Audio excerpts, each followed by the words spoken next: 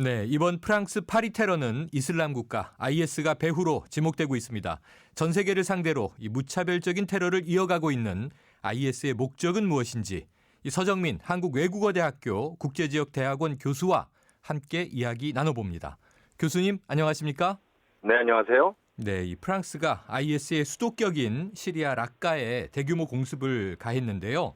이 네네. IS의 파리 테러에 대해서 곧바로 응징에 나선 것인데 이게 네. 혹시 이 추가 테러의 악순환으로 빠질 가능성은 없습니까? 네, 분명히 가능성이 크다고 볼 수 있습니다. 네.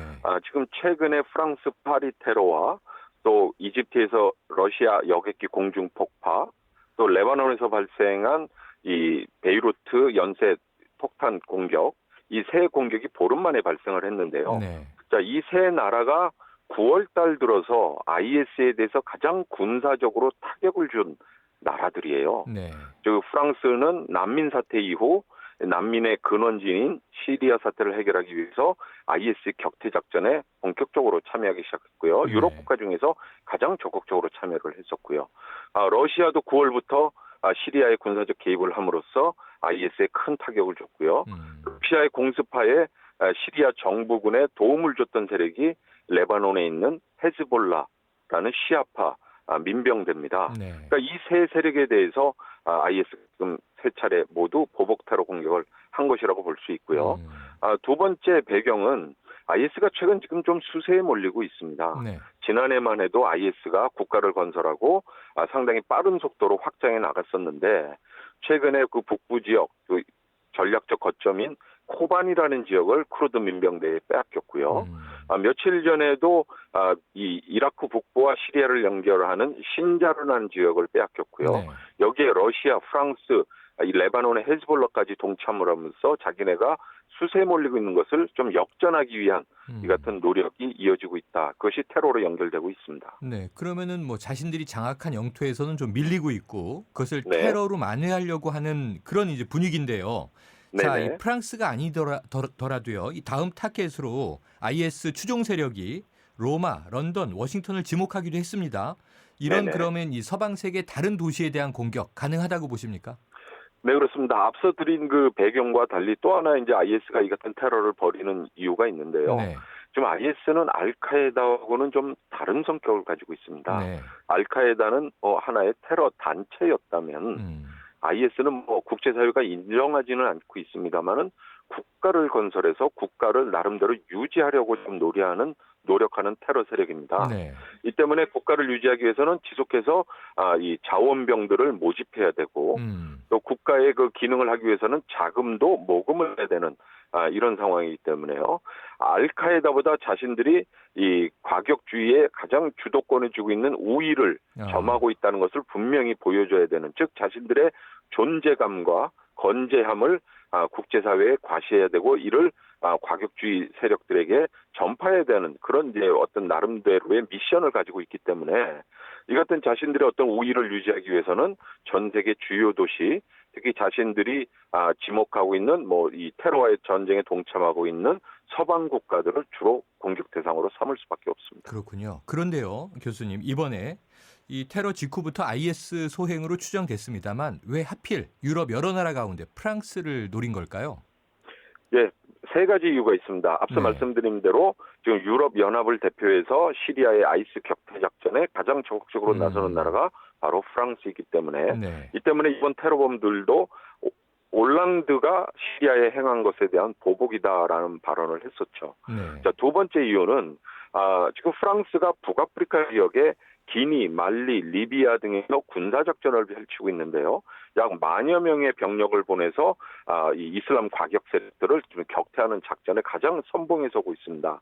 그런데 이 북아프리카에 있는 이슬람 과격주의 세력들은 IS와 연계해 있거나 IS의 지부이거나 또는 IS의 충성을 맹세한 그런 조직이었기 때문에 네. IS가 국제 테러 네트워크를 유지한다는 차원에서 또 프랑스를 목표로 삼았다고 볼 수 있고요. 네.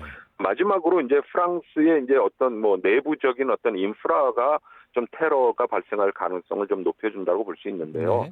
일단 프랑스 인구의 뭐 8% 전후, 즉 550만 명 이상이 이제 무슬림들인데 이 중에 적지 않은 이슬람 신자들이 프랑스의 사회에 적응하지 못하고 소외받고 또 불만 세력으로 남아 있게 되고요. 네. 이들 중에 이제 뭐 수백 명이 지금 이 IS에 가담을 했다가 다시 프랑스로 돌아오고 이런 상황에서 이제 이 불만이 이 IS와 연계한 프랑스 내 자생 세력들이 이와 같이 이제 파리에 대한 공격을 하고 있고요. 네. 또한 IS 이제 마지막으로 하나만 더 말씀드리면 IS가 이번 성명서에서 밝힌 것이 이제 이 음란 도시 또 매춘의 도시 파리를 공격했다라고 언급을 했습니다. 즉 자신들이 순수한 금욕주의적 이슬람 국가를 만들었기 때문에 자신들의 어떤 국가의 이념과 가장 반하는 도시로서 파리를 지목해서 공격을 하게 된 것이죠. 그렇군요. 자, 아까도 잠깐 짚어주셨지만 이 IS와 알카에다 사이에서 테러 경쟁이 시작됐을 수도 있다. 이 미국 CIA에서 이런 이야기가 나오고 있다는 외신들이 전해오는데요. 네네. 그렇다면 이번 테러가 또 알카에다를 자극해서 뭔가 이 테러의 상승작용이 발생하겠습니까? 예, 그렇습니다. 아까 제가 말씀드린 바와 같이 IS와 알카에다는 뭐 경쟁적 관계를 가지고 있습니다. 물론 네. 현재는 IS가 좀 더 우위를 차지하고 있는 부분은 맞습니다만은 네. 어쨌든 오사마 빈 라덴이 사라졌습니다만 알카에다 제4세대 즉 완전히 뭐 알카에다의 지도부의 명령을 받지 않고 여러 이슬람 국가에서 자생하고 있는 알카에다 추종 세력들이 네. 이제 IS의 지나친 어떤 이 존재감 이런 것들을 이제 시기하거나 또 경쟁을 벌이기 위해서 자신들도 이제 테러에 가담할 수가 있는 이런 이제 분위기가 마련되고 있습니다. 네. 자, 오늘이요. G20 정상들이 공동 성명으로 대테러 의지를 결의했습니다. 특별 성명으로 나왔는데요. 그렇다면 이제 국제사회가 이 IS 격퇴에 보다 좀 적극적으로 나서게 될 것으로 전망하세요? 네, 현재보다는 뭐 IS의 테러 위협이 이제 전 지구적 현상으로 또 전 지구적 위협으로 지금 이제 받아들여지고 있기 때문에 현재보다는 이제 보다 적극적인 IS 격퇴 작전에 더 많은 국가가 더 많은 이제 물자를 이용해서 이제 나설 것으로 보여지는데요. 네. 근데 한 가지 좀 마음에 걸리는 것은 오바마 대통령이 대규모 지상군 파병은 없다라고 네. 분명히 못을 박았습니다.